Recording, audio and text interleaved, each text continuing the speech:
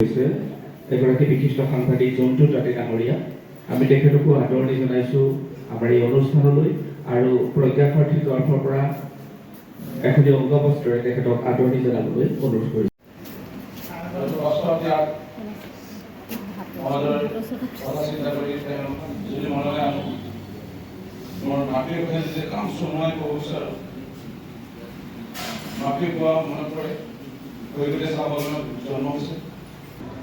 এই মোমেণ্টটো প্ৰদান কৰিবৰ কাৰণে এখনি ষ্টল তেখেতলৈ আগবঢ়াইছোঁ। আমি ষ্টলখন প্ৰদান কৰিবৰ কাৰণে বিধায়ক ডাঙৰীয়াক অনুৰোধ কৰিছোঁ। আমি এটি মোমেণ্টৰ তেখেতক প্ৰদান কৰিব বিচাৰিছোঁ আৰু ইয়াৰ পাছতে এখনি সম্বৰ্ধনা পত্ৰ আমাৰ সম্পাদিকা সভাপতি সমন্বিতে সকলোকে প্ৰদান কৰিবৰ কাৰণে অনুৰোধ কৰিছোঁ।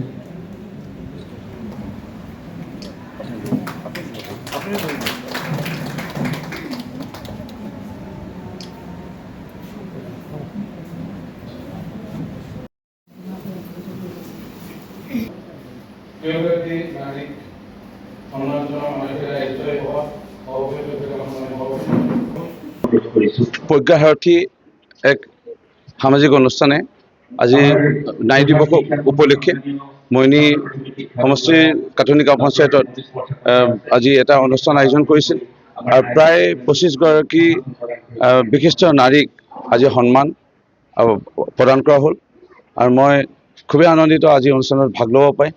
নিজৰ মালে মনত পৰিছে। মা খুব সাহসী আছিল। দেউতা বহুত সৰুতে ঢুকালে 90 চনত। তাৰপিছত মায়ে কেনেধৰণে আমাক গঢ় দিলে, আমাক ডাঙৰ দীঘল কৰিলে। দাদা আৰু মোক প্ৰত্যেক খোজতে মাৰ কষ্ট আছিল, শ্ৰম আছিল, ত্যাগ আছিল আৰু মাৰ পৰা যথেষ্ট ইনস্পিৰেশ্যন পাইছোঁ আৰু আজি সেইলৈ আজি ৰাইজৰ সেৱা কৰি আছোঁ, মইনী বিধায়ক হৈ আছোঁ।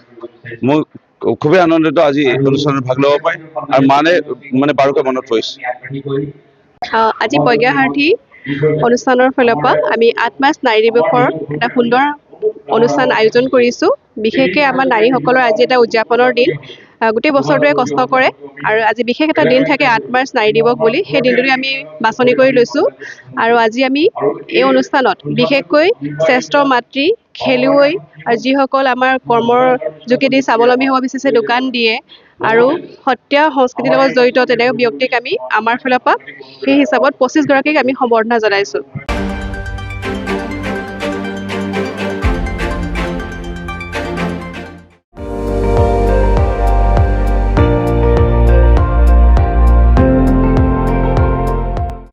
আপুনি চাই আছে ND24, সৰ্বশ্ৰেষ্ঠ নহয় সৰ্বোত্তমৰ দৌৰ।